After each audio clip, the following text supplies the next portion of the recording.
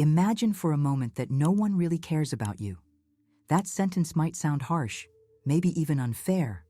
But what if I told you that this is actually one of the most liberating ideas you could embrace? Carl Jung, the great Swiss psychologist, taught us that much of human suffering comes from over-identification with the persona, the social mask we wear to be accepted. We spend our lives worrying about other people's opinions, anxious about the possibility of judgment, when in reality, most people are too busy dealing with their own internal battles to truly care about your every move. This truth, when deeply understood, isn't depressing. It's freeing. And here's something even better. By letting go of the need for external validation, you can finally start living authentically. Jung showed us that human beings are complex, made up of multiple layers of the psyche. Beyond the persona, the social mask that protects us and makes us acceptable to the world, there is also the shadow, a reservoir of repressed aspects of our personality. And one of our greatest fears is precisely that this shadow will be exposed to others, because we believe we'll be rejected if people see who we truly are. However, the truth is that the world isn't as focused on you as your anxious mind imagines. This doesn't mean you're not important. It means the weight of your worries is artificial. You don't have to carry this constant anxiety about how others perceive you. That's a relief, not a reason for despair. Because by freeing yourself from the need for acceptance, you can finally redirect your energy towards something more meaningful, your own individuation. The concept of individuation, according to Jung, is the process by which an individual becomes who they truly are, integrating all aspects of their psyche, both the accepted and the rejected parts. This means that instead of drowning in anxiety over how others see you, you can use that energy to build an authentic and meaningful existence. What keeps us trapped in suffering isn't the judgment of others, but our obsession with trying to control something that, in the end, is beyond our reach. Fully accepting this reality gives us immense power, the power to focus on what truly matters. Instead of worrying about whether others approve of you, ask yourself, do you approve of yourself? Are you living according to your own values, or just trying to meet the expectations imposed by a distracted society? If no one really cares about you as much as you think, then you have the freedom to be whoever you want. And that's a far better truth than any fleeting validation. Want to dive even deeper into this journey? Then let's keep going. If you truly understand this idea, that no one cares that much about you, something profound will begin to change within you. The fear of judgment will lose its grip, social anxiety will fade, and in its place, an even more important question will arise. If I don't need to live to please others, then what should I live for? Carl Jung believed this was one of the most essential questions of the human journey. And the answer isn't outside of you, it's within, buried in the unconscious, waiting to be discovered. To find it, you must turn inward and begin the process of individuation, which is nothing more than the path to becoming the most authentic version of yourself. But why is that so difficult? Because we've been conditioned from an early age to seek approval.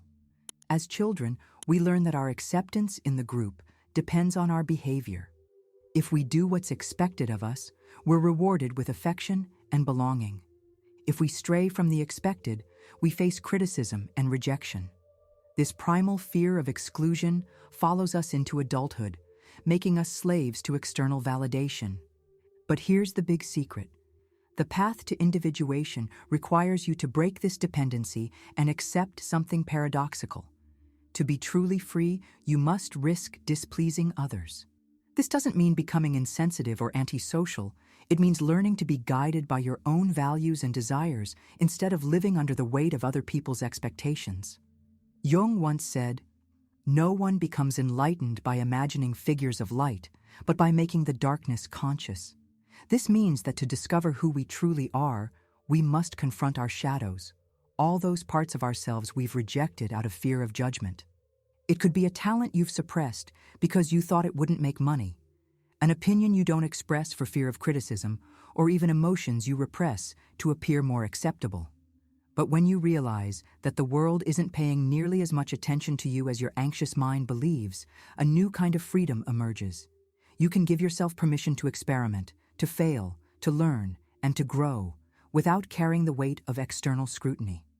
You can stop living to be admired and start living to be real. If no one is watching you as closely as you think, then you're free to be whoever you want. And that is the key to a much fuller and more authentic life. But there's one final obstacle that might stand in the way of this transformation: the fear of emptiness. Because when you stop chasing external validation, a great internal silence arises. What do you do with it? The answer is in the next part. That internal silence that emerges when you stop seeking validation can be terrifying. Suddenly, without the constant worry about others' opinions, you come face to face with yourself.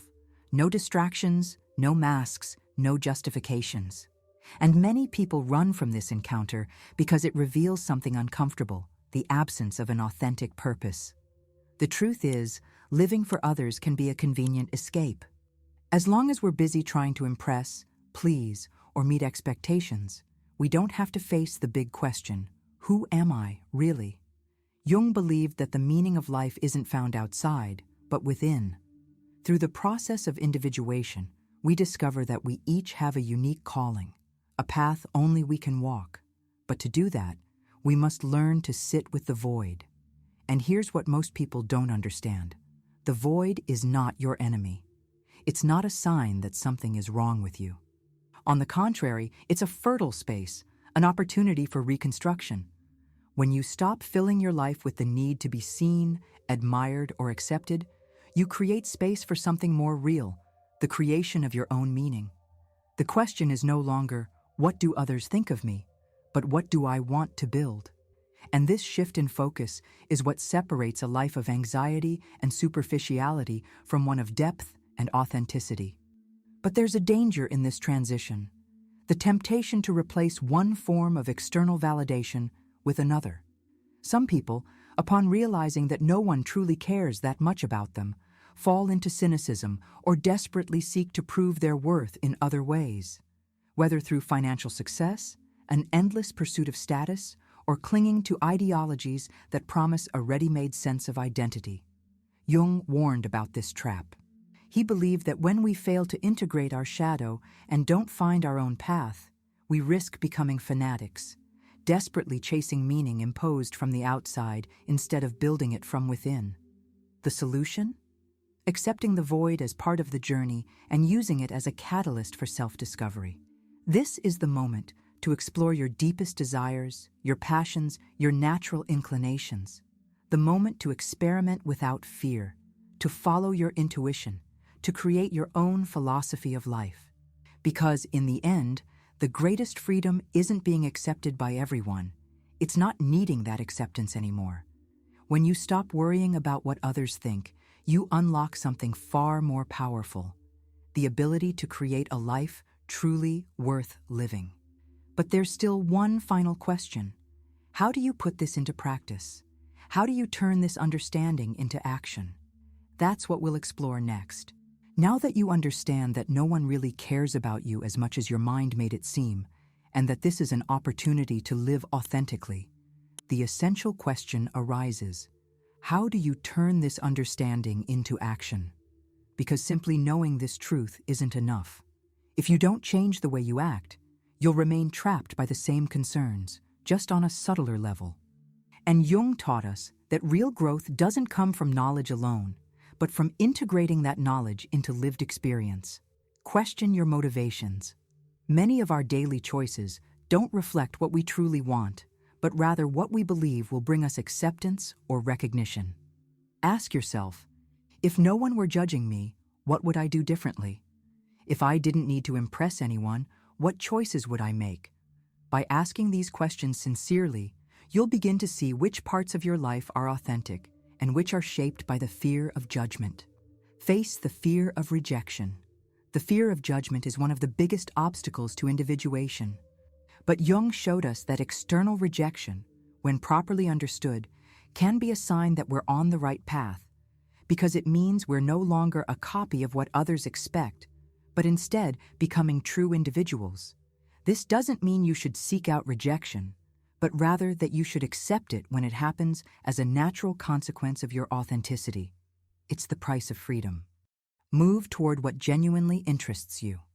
Jung believed that the psyche has a natural drive toward growth, but to follow it, we must learn to listen. What truly sparks your curiosity and passion? What makes you lose track of time? These are clues to your real path.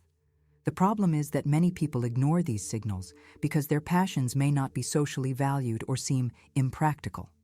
But remember, you're no longer living to please others.